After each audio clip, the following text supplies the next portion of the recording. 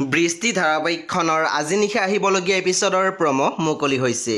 আজিৰ প্ৰমোত আমি দেখিবলৈ পাইছোঁ ধাৰাবাহিকখন হ'বলৈ গৈ আছে বহুত বেছি ইণ্টাৰেষ্টিং। আহকচোন চাওঁ আজিৰ প্ৰমোত কি দেখিবলৈ পাইছোঁ। আজিৰ প্ৰমোলৈ আগবঢ়াৰ আগতে আপোনালোকে মোৰ চেনেলটো ছাবস্ক্ৰাইব কৰি কাষত থকা বেল আইকনো টিপি দিবলৈ নাপাহৰিব। আজিৰ প্ৰমোৰ প্ৰথম ভাগত আমি দেখিবলৈ পাইছোঁ বাবাই কৈ আছিল, তোমালোকে কোৱাৰ দৰে মই তেনেকুৱা একোৱে নাই কৰা, মাথো তোমালোকক সহায় কৰি মই মোৰ পাপৰ মাত্ৰাটো অলপমান কম কৰিব খুজিছোঁ।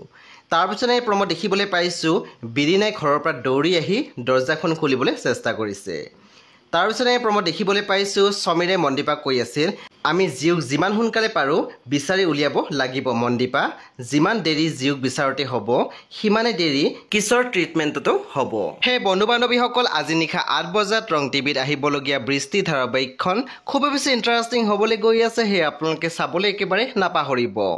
পৰৱৰ্তী আপডেটৰ বাবে আপোনালোকে মোৰ চেনেলটো ছাবস্ক্ৰাইব কৰি কাষত থকা বেল আইকনো টিপি দিবলৈ একেবাৰে নাপাহৰিব।